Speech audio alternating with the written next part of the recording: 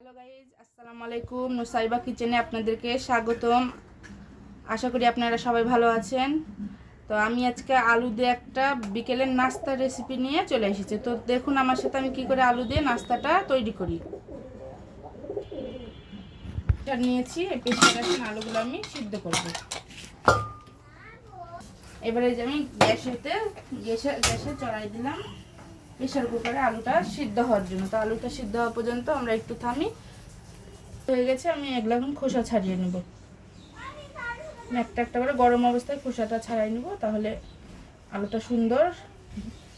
আলুটা ভর্তা করা যাবে সুন্দর।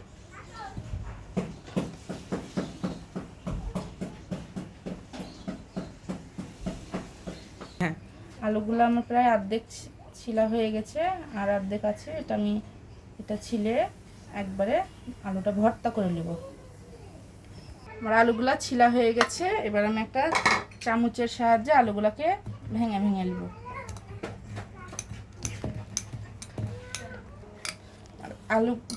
আলুগুলা ভালো করে মেশানো হয়ে গেছে। এরকম করে মিশিয়ে নিয়েছি আলু। এবার আমি এর মধ্যে দিব কর্নফ্লাওয়ার দিয়ে দিলাম আমি 2 চামচ। এখানে আমি নিয়েছি পেঁয়াজ কুচি, দিয়ে দেবো। তারপরে দিব কাঁচামরিচ কুচি, তারপরে স্বাদ অনুসারে লবণ।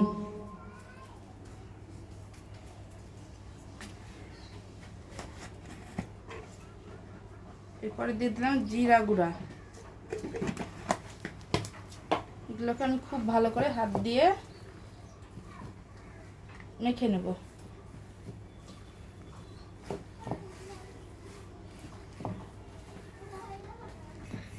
আমি এরকম করে আলুটাকে মাখিয়ে নিয়েছি। এবার আমি ছোট ছোট করে বল করে নেব।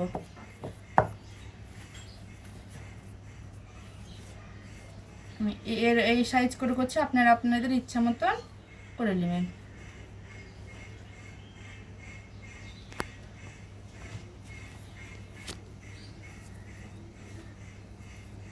আমি এই সাইজ করে করলাম, আপনারা আপনাদের ইচ্ছা মতন করে নেবেন।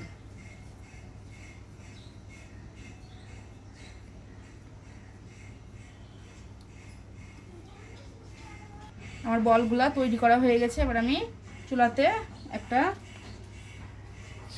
গ্যাসটা ধরাই নিলাম। এর মধ্যে আমি পর্যাপ্ত পরিমাণ ভাজা তেল ঢেলে দিলাম। এটা একটু ডুবা তেলে ভাজতে হবে, তো এই জন্য আমি তেলটা একটু বেশি পরিমাণে দিলাম।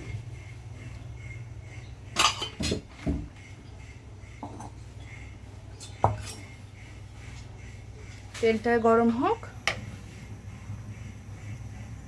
আমার তেলটা গরম হয়ে গেছে। আমি এবার বলগুলো এর মধ্যে একটা একটা করে ছেড়ে দেব।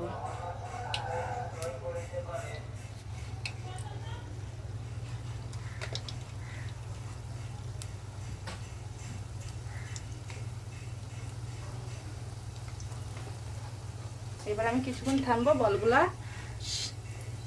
ভাজা হওয়া পর্যন্ত।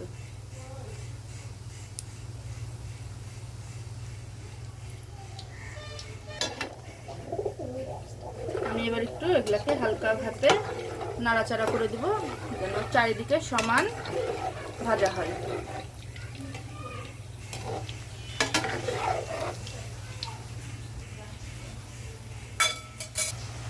আমার ভাজাটা অনেকটাই প্রায় হয়ে গেছে। এবার আমি তুলে নেব।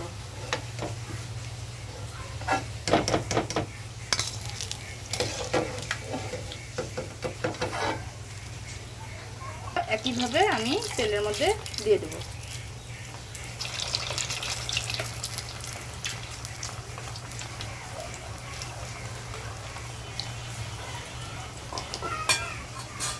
আমার এই বলগুলো প্রায় ভাজা হওয়ার মধ্যে, কিন্তু এখনো হয়নি, আর একটু হবে। আমার এই বলগুলো ভাজা হয়ে গেছে। এবার আমি তুলে দেবো তেল থেকে ছেঁকে ছেঁকে।